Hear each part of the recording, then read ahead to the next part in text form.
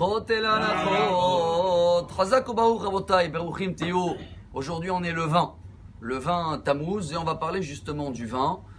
C'est vrai que le roi David, dans le Télim, quand on lit tous les Rosh Chodesh, le 104, c'est bien marqué Veyain yesamach levav enosh. Le vin, il réjouit le cœur. Pour cela, à partir de Rosh Chodesh, selon les Ashkénazes, eux, ils arrêtent de boire le vin. Ça veut dire dans 10 jours, il n'y a plus de vin.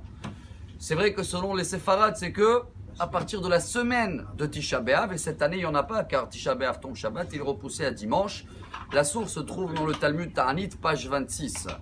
Mais on est aujourd'hui pour savoir est-ce que le vin il a de la place dans notre journée et à quel moment. Car on sait que les maximes des pères, ils nous apprennent que le vin, l'après-midi, le matin ou l'après-midi, c'est pas bon.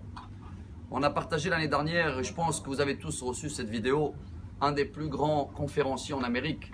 Une fois, il vous devait passer un message à des personnes très très importantes, savoir comment gérer le temps. Il est venu avec un vase et il y avait une bouteille de vin à côté et il y avait des pierres comme ça dans la grandeur d'une bouteille de boule de tennis. Alors il a rempli le vase avec les pierres comme ça. Il a demandé est-ce que le vase il est rempli, vous vous rappelez de l'histoire? Ils ont dit oui. Et il a dit surprise.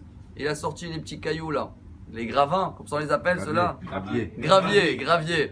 Et il a bien tassé autour et il a rempli jusqu'au bout. Alors, c'est rempli ou pas? Bon, là, ils ont compris qu'il doit avoir un message. Ils ont dit non, vous avez raison. Et il a sorti le sable. Et il a bien tassé, il a rempli tout le vase. Rempli ou pas? Ils ont dit oui, rempli. Bouteille de vin. Et jusqu'à que le vin, il a tout débordé. Il a dit quel est le message, chers amis? Qu'il y a de la place pour tout? Pas du tout. Le message d'aujourd'hui, et c'est le message de notre paracha. C'est pas parce que c'est le vin qu'on parle du vin aujourd'hui. Dans la paracha qu'on va lire en Israël, Matot, la tribu de Gad, Réhouven et la moitié de Ménaché, ils ont dit à Moshe Rabbeinu, on veut rester et on veut pas rentrer en Israël parce qu'on a beaucoup de troupeaux.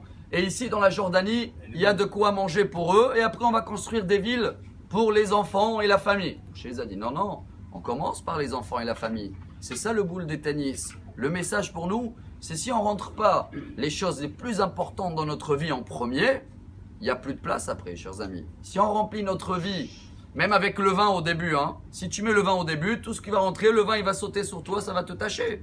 Alors si on veut avoir la place pour boire le vin, il faut commencer par ce qui est le plus important. C'est quoi? La Torah, elle nous répond. Chumash Bereshit au début. C'est au nom de Magid Mimezrich, l'élève de Baal Shem Tov, et on termine avec, c'est royal. Il y a 250 ans, il n'y avait pas encore le Hamas. Alors il a dit que c'est marqué dans la Torah, Vatishachet haaretz lifnei Elokim, vatimale haaretz Hamas. Comment il a commenté cette phrase de la Torah? Quand tu fais passer à Haaretz, le matériel, la terre, lifnei Elokim, avant les affaires du bon Dieu, c'est ça les grandes de pierre qu'il faut mettre en premier. Tout ce qui est lié à Dieu. Quand tu fais passer tout le matériel avant Dieu, vatimale haaretz Hamas. Il y a le Hamas partout, il y a des problèmes. Si on apprend cette solution, et à partir d'aujourd'hui, si on est le 20 dans le mois, et on veut avoir la place pour le 20 à la fin, venez, on remplit ce qui est important, on fait passer tout ce que Dieu, tout ce qui est les mitzvot, la Torah, Maasim Tovim en premier, et vous allez voir comment à la fin, il va avoir toujours la place pour un bon verre de vin. Bonne journée. Amar Rabbi Elazar, Amar Rabbi Hanina.